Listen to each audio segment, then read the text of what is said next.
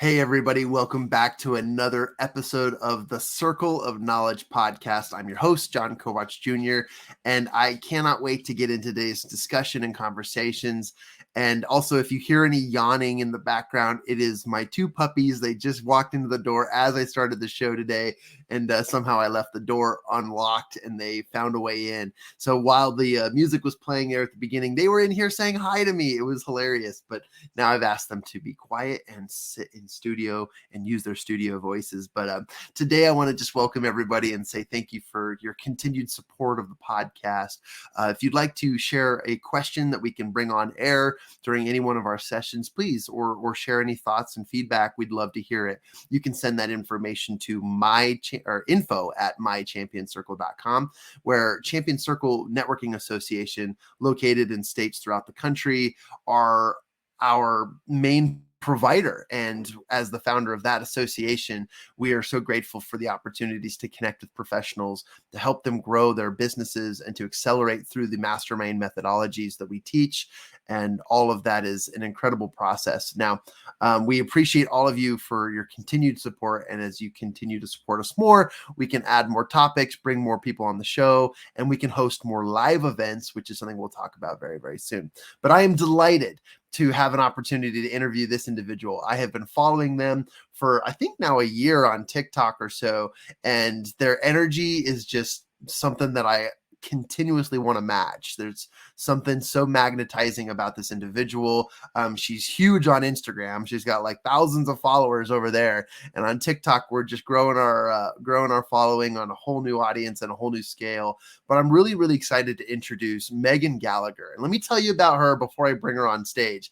Megan Gallagher is a 27-year-old, or I'm going to say 27-year young, two-time TEDx speaker, which I can't wait to experience and talk to her more about. She's a 4-time Amazon bestseller, which is fantastic. She's a TV host and a mental health advocate. She's got an incredible story about facing her fears and her anxiety and panic attacks. And there's just an entire growth process and story that we're going to get to know here on the air. But also, she's become motivated by her struggles, and she's had the opportunity to work with incredible businesses. She currently speaks at colleges and Fortune 500 companies about mental health, avoiding burnout, and the wellness in the workplace, which is so, so needed. And last but not least, she, other than her incredibly talented opportunities through speaking, authoring, blogging, TV hosting, and freelance modeling and fitness lover, she currently lives in Austin, Texas, one of my favorite cities of all time. Welcome to the Circle of Knowledge podcast, the amazing Megan Gallagher. What is going on, Megan? Hey, John, how are you? I am so excited for today's conversation. I mean, that intro was phenomenal. I feel like, so I'm like, really? Me? Like, what? You're so sweet to have said all that. And I'm just over the moon to be here. And I feel the same way about you, like-minded energy. So I cannot wait to chat. Fantastic. Well, thank you for the compliments. I appreciate that. And my goal is always to become the number one person considered to hire to take you on the road once you take your tour live. And I'll be your hype man and definitely your stage provider. But I love that, and I'm so excited. And like minds do feel alike because they attract the type of things they want in their life. And I gotta say, just from observation, just by watching you on TikTok and seeing your videos, you invite such a positive, influential, and almost, I'll go as far to say, as a fearless energy. You've definitely, wherever you've come from, you've definitely have overcome some incredible things. And I can't wait to dive into that. So let's kick off today's conversation by asking a loaded but open-ended question, which is, tell us about who Megan is. Where did she come from? What is her story? And how did you get here? And we can interject with some conversation. Oh my gosh. Well, I mean, I would say, so I love it. Who is Megan? So I was born and raised in San Francisco Bay Area in California. I grew up in a suburb outside of the city, and I feel like I had a, very normal childhood, super positive, very supportive. I feel very fortunate and very blessed. And I remember, throughout, my early adolescent, I mean, as early as like fourth grade, I remember always worrying before events, like before Mm, sleepaway camp in fourth grade, going on class field trips, um, anything really. I just was always nervous before. And I was like, this is just interesting. And at that age, I wasn't even paying attention. I just would get very anxious and worried. And thankfully, I had parents that, were definitely aware that I was a sensitive child. And so it's interesting too, because my parents are so opposite. My, my mom is a little bit more like tough love, like just do it. You're gonna be fine. You just go do it. And my dad's more of a softie. So it was interesting having the mixture of both growing up because, I think for me, I would not be the woman that I am today without both of my parents. But my mom really, really, really was like the main motivator. She would still push me to do things even when I didn't want to do it. I would be calling her crying from school saying, pick me up. I feel sick. Something is wrong. And she just said, Megan, I love you. You will thank me one day, but you're staying at school. You're going to stay here. I know you can do it. And I just feel like that, like her, pushing me to do things, it really trained in my mind to just do it no matter what I was feeling. And to know that emotions, come and go. Nothing lasts forever. And as someone like, I'll get back to it, but when I was in high school, that's when my anxiety was at its absolute worst. And I mean, I was like a shell of a person hanging on by a thread, like having 20 panic attacks a day, just all my grade. Yeah, like I was getting C's and D's in all my classes, like really in a low, low place.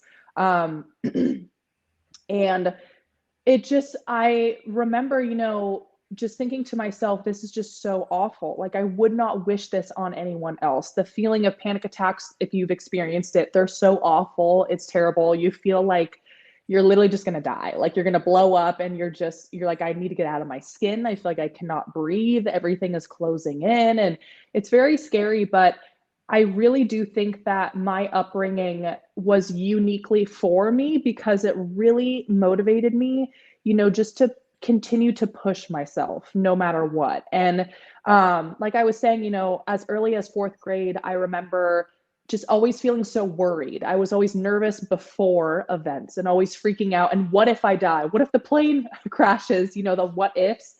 And then my middle school years, I still was a little bit anxious, of course, going through, puberty, so awkward.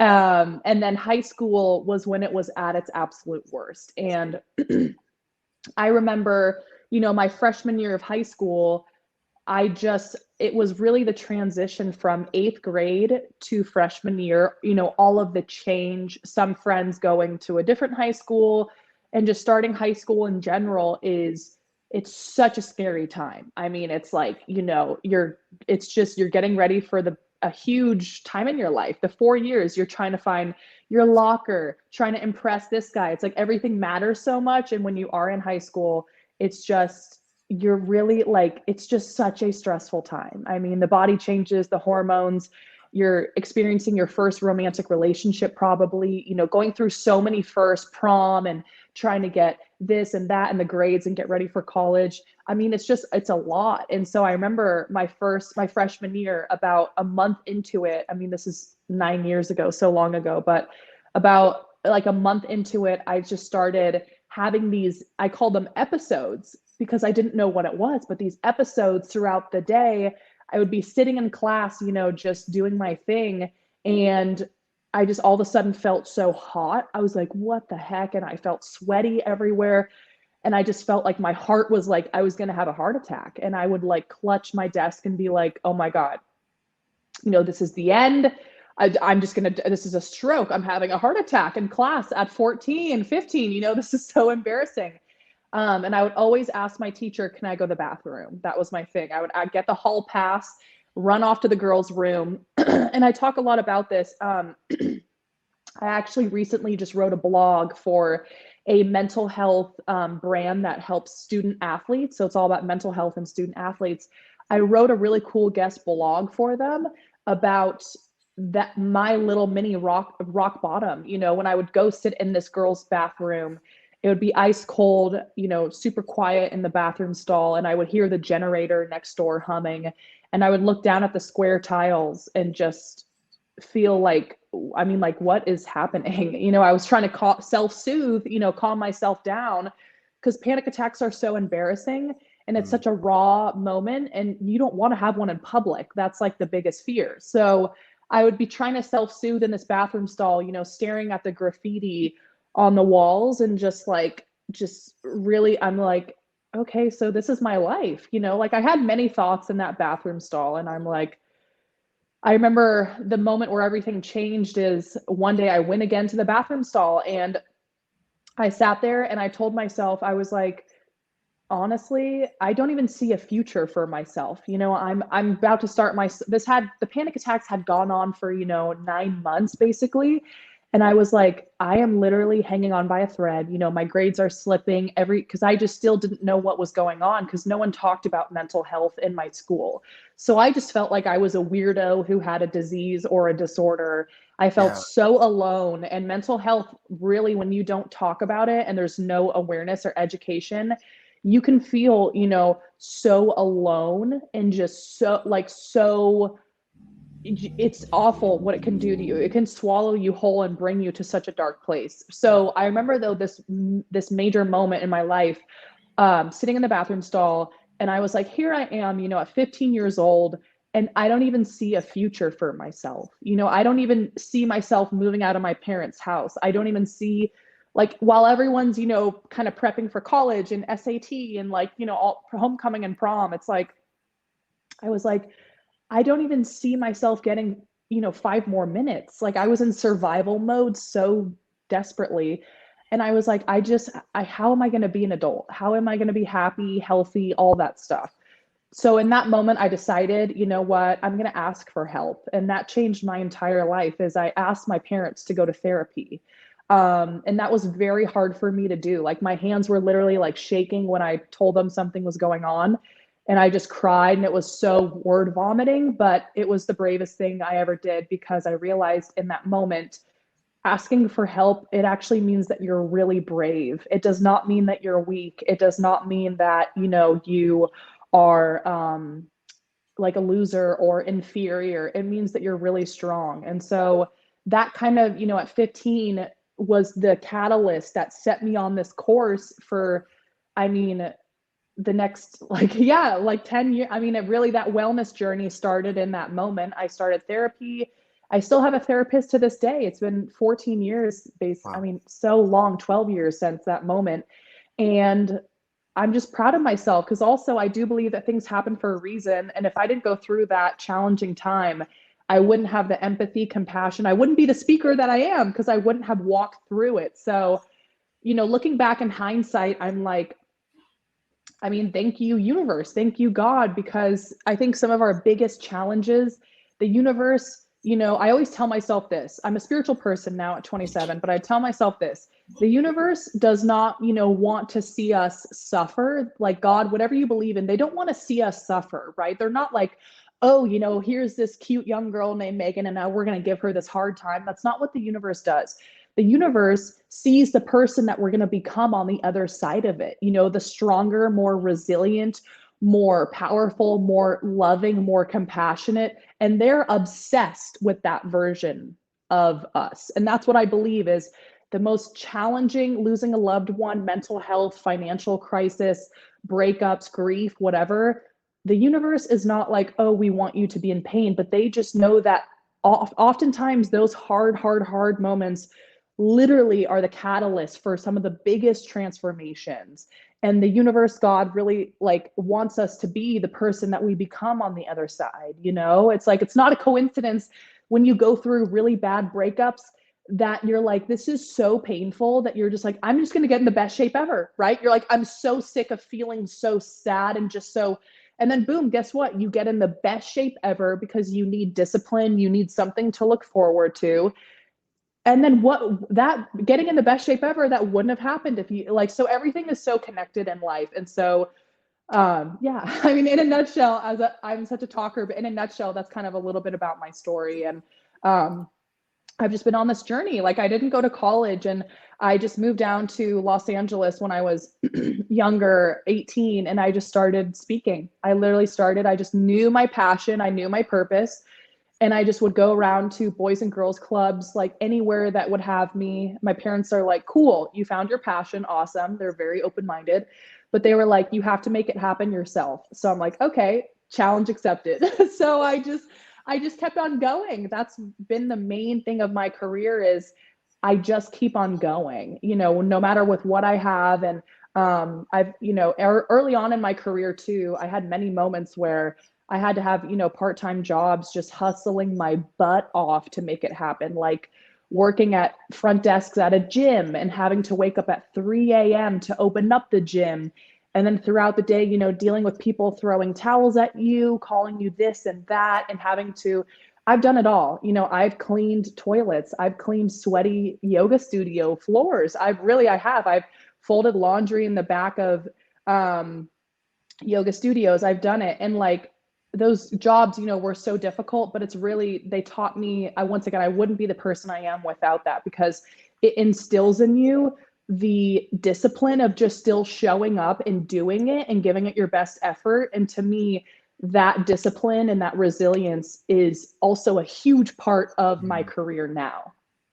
So beautifully said. And I have to tell you, your journey, your story is so inspiring. And it reminds me of some interviews that I have had on this show. And it is amazing to me that a common theme that has something, because I reached out to you and I invited you to be on the show, and something that I guess that is magnetizing to me is this background of overcoming, but also working with and living with the trials of something like anxiety and how real it actually is. And I love your story. I recently had a guest on the show, and she's very popular on social media. She's one of the world's top heptathletes. Her name is Shari Hawkins, and I love Shari. Shari's amazing. Yes, And so I follow cool. her for many reasons, and we've built a bit of a connection there. But she talks about in our interview her story, and very, very similar to that bathroom stall scene that you painted for us. And it is something that I can't wait to get to the ears of so many listeners, because I want them to understand that there is a way out. There is solutions. And your story is so inspiring, Megan. And I love it too. And I'll just comment here, that you and I are kind of a younger generation of speakers right now. Yes. A lot of the people we speak on stage with are in their 40s, 50s, 60s. And we're kind of this younger crowd moving up. And I aspire to I know, right? We're just like, I know. Well, I aspire that you and I are speaking on stages together in the future, because of the messaging that powered with the coupled information that can help and heal so many people. And I love it. And I have to admit too that as much as I've experienced as an ex-athlete and the anxiety that I've experienced throughout my life, there's probably a few times in my life where I can really count on my fingers that I had a true panic attack. And it is, I would rather watch The Grudge like 10 times in a row than go through that again, because it is such a exhausting and terrifying feeling. And I feel for those who go through that on a daily basis, let alone hourly basis. And so your story is so inspiring. I can't wait to dive into that, but also thank you for your explanation and story. Yeah. And I always feel like, and this goes back to my childhood, like I feel so grateful because like I said, I would not be the woman that I am without my childhood. To me, that's like the foundation of a house, right? My childhood is the foundation of who I am. Like all of the things that I learned throughout my life come from my childhood. I would not be the strong, resilient, hardworking, disciplined person I am without my childhood. Like that was everything to me. Like my parents, I get goosebumps, but they mean the world to me. Like they both come from normal families. Like I come from pretty normal, humble beginnings, like nothing crazy, but just a normal middle class family. Mhm. And my parents just told me, Megan, whatever you want in this life, it's yours. Never let anyone tell you that you cannot achieve anything. If someone, like my mom is so just like a mini Kris Jenner, like I love her, but she's super, super, super just like go for it. Like never ever. And she was like, if someone tells you no, you're talking to the wrong person. And having, growing up as a girl, having someone instill that in you, and like a dad, that was just the best dad to girls ever. Because my family, we have no boys. It's me and a sister, so it's just girls. But I had the best dad ever, who was such a great girl's dad, and he just would always show up mentally and physically to every soccer game, every homecoming, like he was just always there for us, and he would wipe our tears when a guy didn't text us back. And he always just went above and beyond, coming to the volleyball tournaments. And my mom saying, oh yeah, there's tons of other dads, go drive your daughters to this volleyball tournament in some other city. And he would show up and there's no other moms, and he just had, like, he's such a great dad. And he'd go to every Girl Scout, all the stuff, the Cub Den, everything. He's so phenomenal. And so my mom too, she always told me, just like I said, they showed us the movie The Secret, all about manifestation and law of attraction. When I was 9 years old, my parents sat us down, and my sister and I, and we watched it, and they were like, you have this ability, like your thoughts, you can manifest any life that you want. And so that's kind of the household I grew up in, which also shaped me into who I am. My parents were strict, but also it was more of like a kind of, I would never say hippie, but very open-minded, very spiritual. That's just how I was raised. Like anything is possible. And they did a good mixture of keeping it grounded, and there were rules, but we were allowed to just dream big. And one day I want to play the clarinet, cool, go play it. Like one day I want to be a Girl Scout, go do it. So that's how I grew up. So I feel like, to circle it back, I would not be the woman that I am if it weren't for my childhood. Like the things that I learned really shaped me into who I am today. And I feel like as we get older, as we become an adult, we kind of realize, like I live in Texas and I have my own life and I'm really independent. We just realize, the more people you meet, you're like, not everyone has a great childhood. Mhm. Not everyone had it really as I did. And it's just a reality. The more, you grow and expand your mind and your perspective, you're like, I'm proud of myself. I'm like a woman of integrity. I'm a woman of just good morals and values. And I meet hundreds of people all the time just with my work and my social life. And it's just cool because you just get to learn and really kind of just observe people. And you're like, I wonder what their childhood was like. You're like, I wonder how they grew up, if their parents were loving or if they had a really fun family. So that's what I'm always just thinking about. But yeah. I have to throw in some thoughts here because there's some really cool things that you've highlighted, and I want my listeners to pay attention to this because despite the average or the normal lifestyle that you grew up in, a middle Yeah. class family, I have to admit, like that is a very, very powerful highlight to your childhood and your parents Yes. for allowing you to be allowing your environment to be open-minded to what comes and to sharing such Yeah. powerful principles. I wish that the first day of high school, they would have made me watch several movies, including The Secret and Right? everything, It's because the that would best. have been a game changer for a lot of my experiences. Yeah. And there was something you said that really stuck with me, and as I'm very inspired by the way your parents led and guided you and supported you, the resiliency comes with the response, and the Yeah. resiliency in your response was you were open to receiving it as well as accepting it and working with it. So not only was Hmm. parental support just vital, but that became a standard in your life where you needed help and you needed to go to resources who could provide that help. And Yes. for those who didn't grow up in a great family, who are rising from the literal ashes of the earth because you Yeah. you were facing tragedies on a daily basis, or you just don't have the circumstances to get on the right foot just yet, just Mhm. listen to Megan's story. And even at, I think you said 16 or 17 years Yes. old, she requested a therapist. And for 12 or Yeah. 14 years later, she still has a therapist. And that Yeah. is really, really powerful, Megan, because you can get the help you need. That's a message I wish everybody knew and understood, is it is there Mhm. for you. And it is what you do with your resources that will ultimately allow you to expand and reach and become what you want to become. And whether it's a speaker or just an entrepreneur, or just you want to be a good person, Mhm. whatever life points in the direction of whatever your Northern Star is, right? You Yes. need to be able to recognize that you are brave by asking for help. You are incredible by allowing other people to help you, and Yeah. also putting yourself into a position to be open to that. And your Yeah. story emulates that. So thank you for sharing that.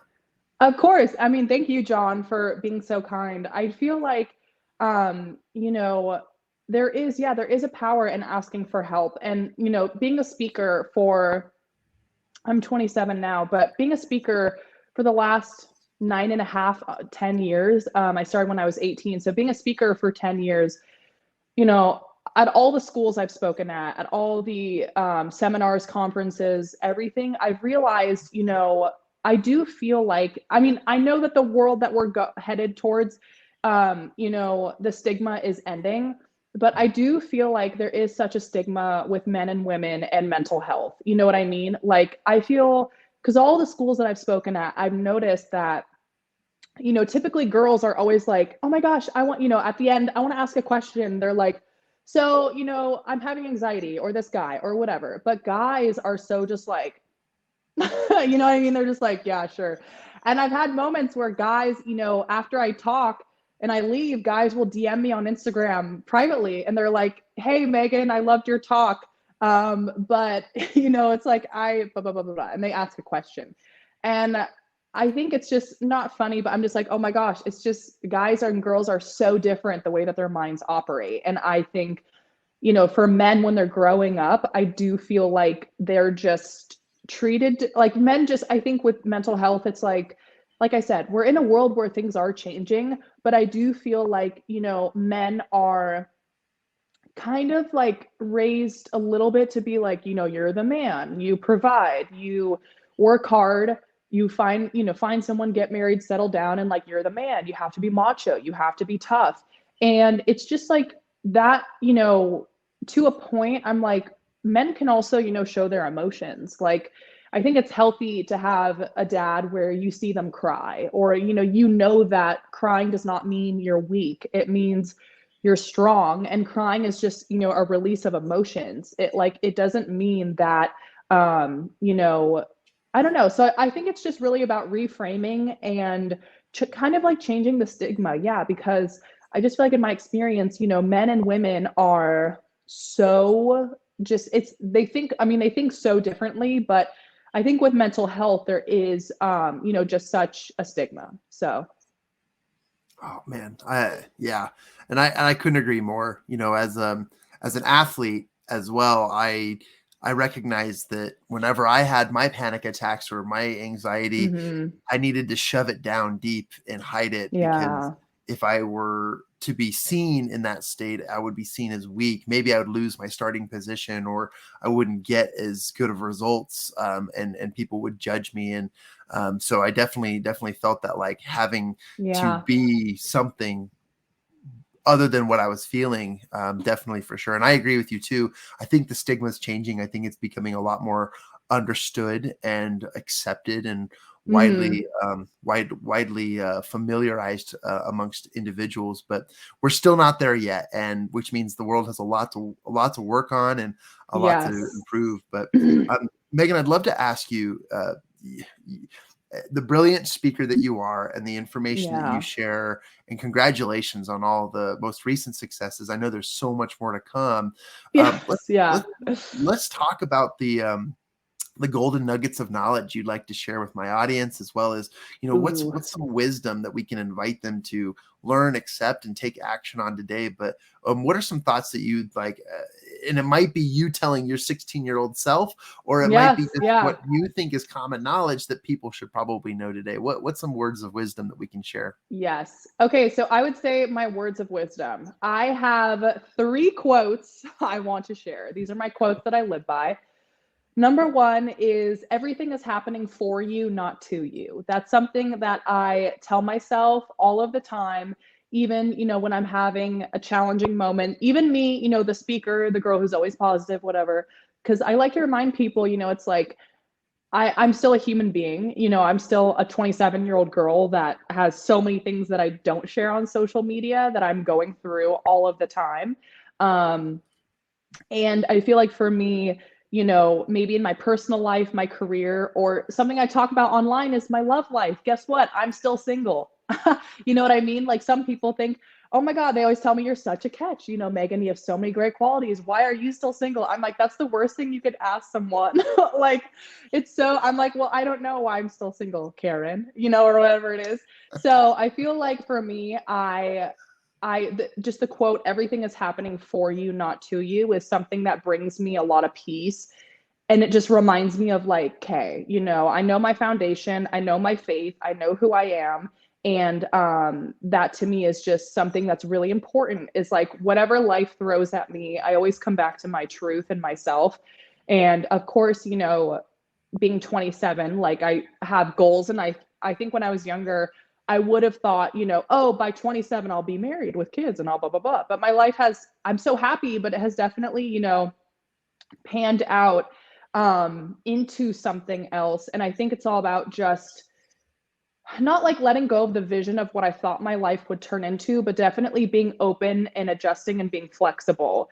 And to me, like I said, I still want to be a mom one day and get married, but I often, when I go on dates and like it doesn't work out, I get so disheartened, and I am such a little like softy teddy bear on the inside. So it like I cry and I just eat ice cream and I'm just like, I'll never get married. Like I'm like, my life is over. And then I feel sad, and I have a whole playlist too that I play when I'm sad.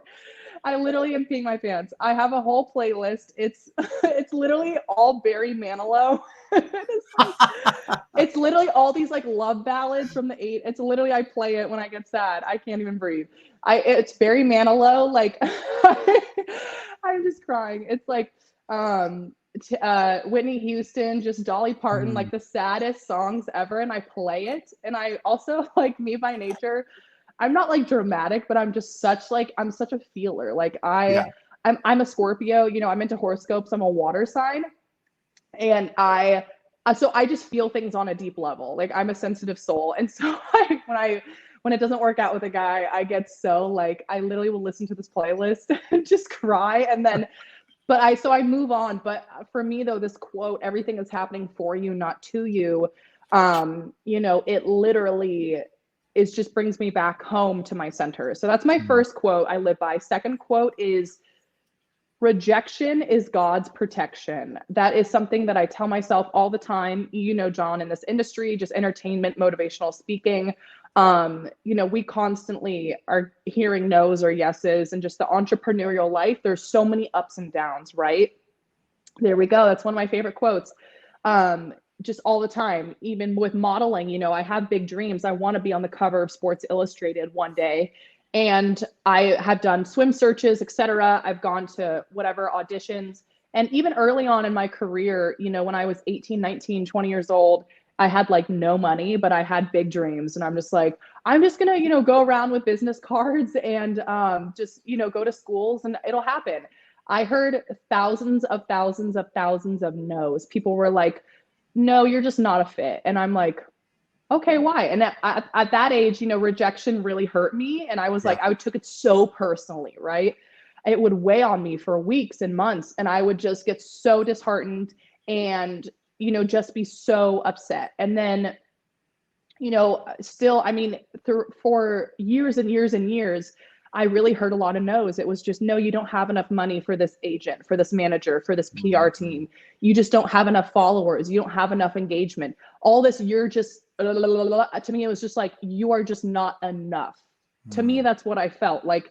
Megan, whatever you do, you are just not enough. You will never be enough. And for a while, I got really down on myself because I was just like, wow. So I guess, it's like my dreams are just never going to come true because I have these huge dreams. To me, it feels intuitively right. But I'm like, here I go about my life, hearing all of these no's, just no, you're not enough. You're too short. You're too this. You have acne scars. You are too that. You just are not going to ever fit the mold. And to me, it's like, I just feel so like it really, yeah, it weighed on me. But then as I got older, I started realizing, I'm not going to take it as personally. It kind of went in one ear, out the other. And as I gained more traction myself and, my career took off in the last like 4.5 years, I feel like when I hear no's now at 27, it's like it doesn't bother me as much. I used to take it so personally and I would like, just like go like ham on myself and I would be like, oh my God, it's me. And I'm so this and so that. But thankfully, it's like I don't do that anymore. And so I do think rejection it is so painful, but it definitely serves a purpose.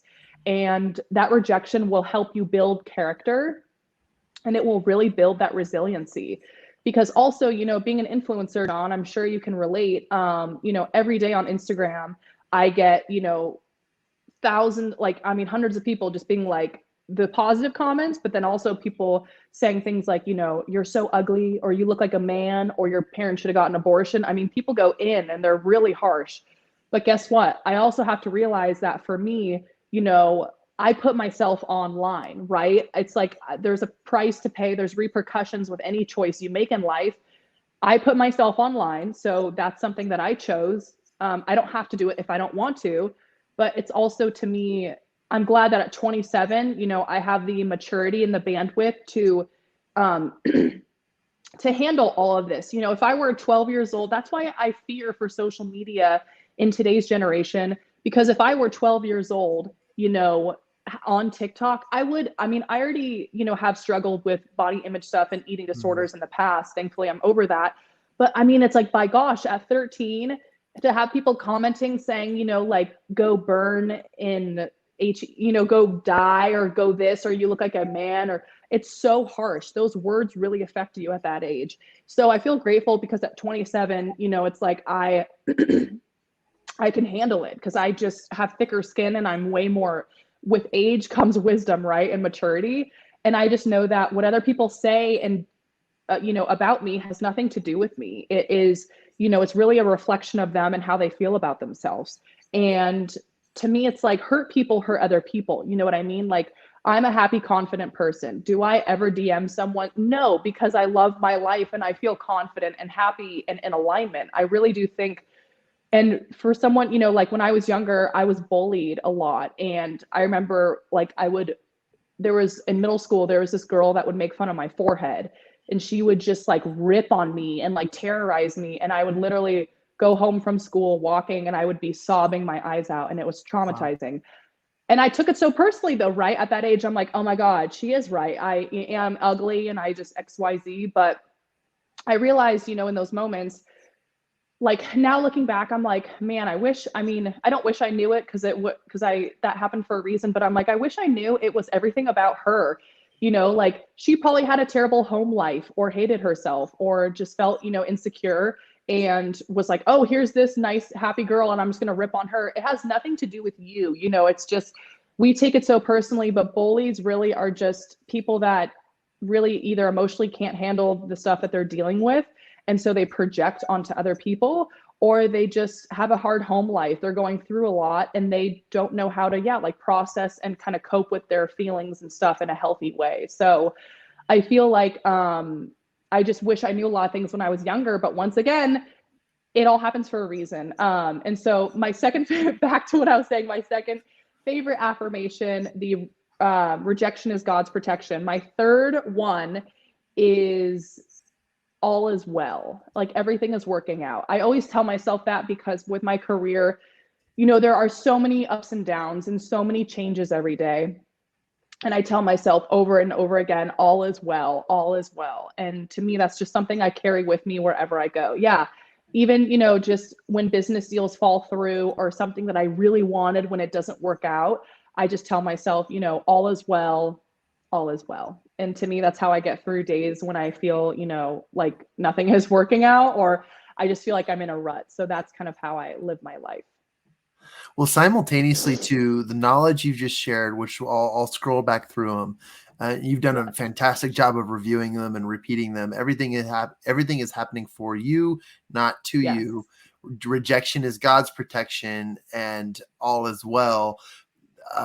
These are not only great knowledge, nuggets of knowledge, but they're invitations, they're calls to action. And like you said, Yes. in a way, they're manifestations or affirmations, because these are powerful, I guess, principles that you can live by to just not take in the hard things, but to allow yourself to grow beyond the difficulties and the speed bumps that you hit along the way and the hurdles that come your way. That's a phenomenal way to live. And I know you've talked about your parents, your upbringing, your drive and desire to help and serve, and so much of that. But I have to ask,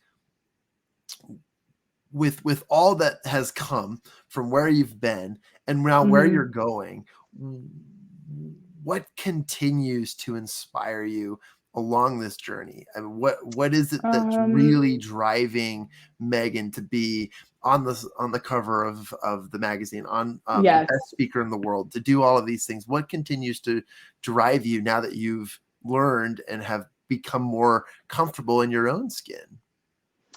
That's a great question, John. I would say what has really driven me is just, I'm motivated by myself, every day to get to do these things. Like there was once a time when I prayed about all the things that I have now. So that always keeps me humble.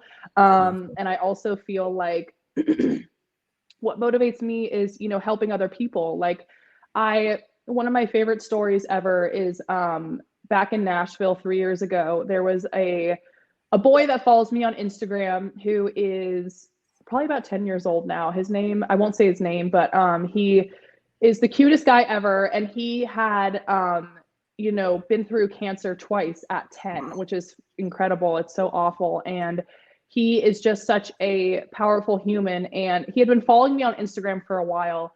But he was in Nashville doing a Make-A-Wish Foundation trip with the Vanderbilt football team. Wow. And he and his dad really, wanted to meet me. And I'm like, okay, cool. So, and it wasn't sketchy. They were very nice about it. So they took me to ice cream and I was like, wow, this is so fun. And I met this gentleman, this young guy, for the first time. And it was so cute, John. Literally, he was so nervous. I was like dying. He was just so like bright faced. He's like, oh, and his dad's like, it's Megan, like say hi. He's just like really nervous. And I'm like, oh my God. So we got ice cream and it was so cute. The boy had made a list of questions to ask me because he wanted to ask me this in person. On paper, he wrote it down and it was like, what's your favorite color? Like all these really, really cute things. And so I'm sitting next to him and they bought me ice cream. They were so nice. And I'm like eating the ice cream, just sitting next to him. And, I'm like, oh my gosh, like, what is, just how's life? Like, tell me about yourself, what you do. And he was just so nervous. The dad was chatting with me for like the first 5 minutes. And I'm like, this is so cute. And then slowly he opened up and he's just like, what's your favorite color? And I'm like, blue. He was just so cute. And so we had a great time. It was like 45 minutes and it was just an absolute blast. And to me, we took a photo and, they were saying at the ice cream date that when this boy was going through chemotherapy, he said that my Instagram, really helped him through that hard time. And I literally was like fighting back tears because I'm like, to me, that's what this is all about, right? Like, of course, I love making money and all that stuff is fun. But then at the end of the day, like, to me, I do this for that reason. I really feel like in life, one of my favorite quotes ever is, people, like, the effect you have on others is the most valuable currency that there is. I will, when we all pass away one day, in a long time, hopefully, but at 95 years old, when I am like long gone, I want people to remember me for being a positive person and for really giving it her all and like leaving a mark on this world. Like I just will never forget that though. Like, to me, that quote really was in my head. Like, I affected this guy in such a positive way. And I love what I do, but some days I'm just posting like, just whatever, going through the motions, and I forget that my stuff really has an impact on other people's lives. And to me, to meet someone in person that I got to inspire was like the best gift ever. And so I still have that photo to this day. It's somewhere. But it's like my favorite thing. So Oh, it's such a beautiful story. yes, yeah, Thank you. Thank you for sharing that. And I know that of course. the answer truly does continue to evolve, the greater influence we create and the more people we reach. But what a powerful message. And Yeah. and in respect of your time, I know that you mentioned we have a time limit to how Yes. much we can connect today. And I'd love to put a Yes. part one on the end of this one and continue the conversations. And by the way, Yes. Megan, I've got to find a way to get you out to Salt Lake City and get you speaking on one of our Yeah. champion stages, because I would love that. you inspire me.